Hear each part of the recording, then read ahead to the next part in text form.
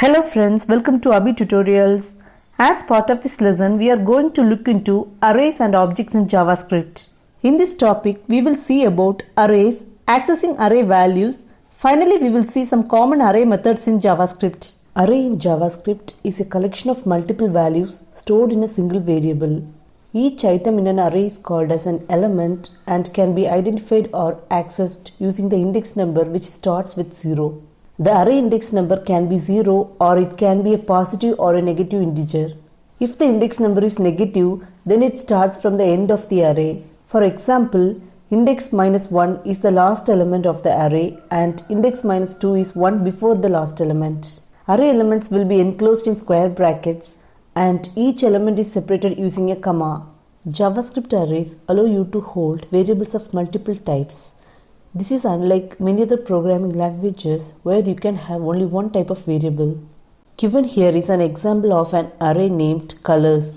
All the elements of the array are enclosed within square brackets and individual items are separated using a comma. All the elements of the array colors contain the same type, that is a string. To access the array elements, you have to use the index number followed by the array name, since the array indexing always starts with 0. So to access the first element, which is violet, you have to call it by mentioning array name colors followed by 0 enclosed within square bracket. Similarly, to access the next consecutive item, you have to call colors of 1, and to access the next item, you have to call colors of 2 to access the third element, and so on. JavaScript also provides a length property for an array. Consider the same array colors. Using the dot notation, we can access the length property of the array. Using this property, we will get the total length of the array or the number of items in the array, which in this case is 7. The length of the array is always one number greater than the maximum index number, since the index number starts at 0. For example, the max index of the colors array is 6. So the length of the array is 1 plus the max index number, which turns out to 7. As informed in the previous slides, JavaScript can also hold values of different types as well. Given in the example here, we have an array named person. The first item in the array is of number type. The second item in the array is a string as it is enclosed in a double quote. Note that a string can be enclosed within a single or a double quote. The third item is of Boolean type. The fourth item is a child array within the parent array. And arrays in JavaScript are always mentioned as object. The fifth and final item is again a number type. If we try to get the length of the person array using the length property, we will get 5 because there are only 5 main elements here. The inner child array is considered as a single main element and the total count will be 5. JavaScript provides certain built-in functions for array to access and manipulate arrays. Let's see the array functions one by one. The first method we are going to look into is the push. The push method is used to add a new element to the end of an array. Consider that we have an array named colors with 7 elements as given here. We can use the push function to add an additional element to the existing array as given here. Let's add the string pink to the existing array using the push function. As displayed here, the color pink will be added to the end of the array. The second method we are going to see is the pop. The pop function removes the last element from an array and returns the removed element. Consider an array of name colors as given here. The array currently consists of 8 elements as displayed here. If we use the pop function on the colors array, the last element pink will be removed from the colors array. Similar to push and pop, we have two other functions, namely unshift and shift. The unshift function is similar to push function, but it adds a new element to the start of an array, whereas the push function will add a new element to the end of an array. The shift function is similar to the pop function in terms of removing an element from an array, but it removes an element from the start of an array.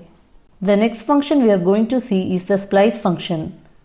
The splice function is used to add a new element to an existing array at a specific location. The syntax of the splice function is as given here. The first parameter of the splice function is the location or the array index number, which is used to determine where the new element is to be added. The second parameter is used to define how many items needs to be removed from the location or index number mentioned as the first parameter. If you do not wish to remove anything, then you can specify this parameter as 0. The third parameter is a list of values to be added separated by a comma. Let's now see an example for the splice function. Consider that you have an array named colors with 3 values, red, green and blue. We can add 2 elements, violet and black, to the colors array. At position 1, replacing nothing, and the result will be as displayed here, where the new elements violet and black are inserted from the index 1 of the array. The next method we are going to see is the slice function. The slice method slices out a part from the original array and creates a new array. Also, the slice method does not remove any element from the original array. The syntax of the slice method is as given here. It accepts 2 parameters. The first parameter is the index number from which the array needs to be sliced. The second parameter is the index number till which you need the array to be sliced. Consider that you have a colors array as given here. Using the slice array method, we have sliced from index 1 till the 4th index, and we are storing it in a new array variable C1. So C1 will have the items from index 1 till 4, that is violet, black and green. Also, the colors array will remain unchanged as displayed here. The next function we are going to see is the for each. JavaScript has the for loop already, but the for each function is built specifically for looping through the array. The for each function can be called by adding a dot function next to the array. The for each function accepts a callback function as its parameter. As seen in the previous lesson, a callback function is nothing but a function passed as an argument to another function. Here, the callback function accepts 2 parameters, which are the item and the index. The item is nothing but the individual element or the item from the array. The index is the index number of the corresponding item. The for each method iterates through all the items till it reaches the end of the array. Operations on the item or the index can be performed within the body of the callback function. Let's see an example now. Consider the colors array that we used in the previous example. We can loop through the array using the for each function as displayed here. Once the function is executed, we will get the individual colors along with the index number as given here. The next function we are going to see is filter function. The filter function creates a new array by filtering in only the required elements to the new array based on the return condition. The syntax of the filter function is as given here, where the filter function takes in a callback function as highlighted.